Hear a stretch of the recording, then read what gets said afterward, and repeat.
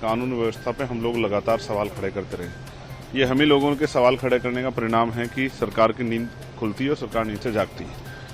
ये मंचलों को इस तरह की छूट मिली है, एंटी रोमियो स्क्वाड, बड़े दावे हुए, बेटी बचाओ बेटी पढ़ाओ, और उसका सच ये है कि प्रदेश की राजधानी में ही मंचलों को खुली छूट मिली है। जिस तरह से वो वीडियो में दिखाई दे रहा है कि उस बेटी को अपमानित करने का प्रयास किया है, और ये अपमान सिर्फ लखनऊ में नहीं, पूरे प्रदेश में हो रहा है। तो हम तो लगातार मांग कर करके थक गए, अब तो थक ही गए, क्योंकि मुख्यमंत्री सुनना ही नहीं चाहते।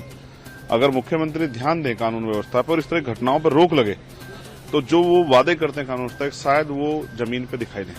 अभी तक तो कहीं दिखाई नहीं दे रहे, और ऐसे लोगों पे कार्रवाई हो, ठोस कार्रवाई हो, जहां भी जिस तरह से, जैसे एक घटना मेरे संज्ञान में आई गाजियाबाद की, एक बेटी के साथ जो है उसको पहले प्यार में रखा गया और फिर उसकी हत्या कर दी गई। अभी मुझे यहाँ सुबह उसकी जानकारी मिली। मैं मुख्यमंत्री से मांग करूंगा ऐसे लोगों पे सख्त से सख्त कार्रवाई की जाए कि दोबारा किसी बेटी के साथ ऐसा ना हो। कुछ अधिकारियों के ऊपर भी कार्रवाई की गई है वहां पे।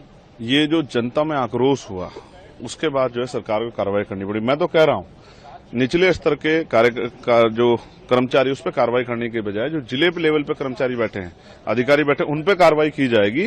तो देखिए, ऊपर कार्रवाई होगी तो नीचे वाले सब ठीक हो जाएंगे। जब ऊपर वालों पे कार्रवाई नहीं होती और नीचे वालों पे कार्रवाई होती है, नीचे वाले तो वही काम करते हैं जो ऊपर के लोग कहते हैं।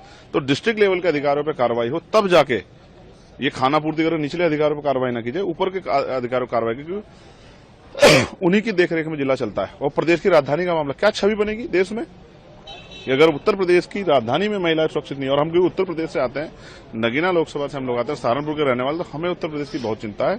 इसलिए मैं पुनः माननीय मुख्यमंत्री कहूंगा, पहली सरकारों में ऐसा होता था, अगर इस तरह कार्रवाई होती है और कोई किसी अधिकारी की लापरवाही तो उसको निलंबित किया जाता था, उसके खिलाफ मुकदमा दर्ज करके उसको जेल भेजा जाता, तब जाके अधिकारियों को समझ आता था कि उनको इस तरह से जो है ध्यान रखना है और वो नींद से जागे रहना है।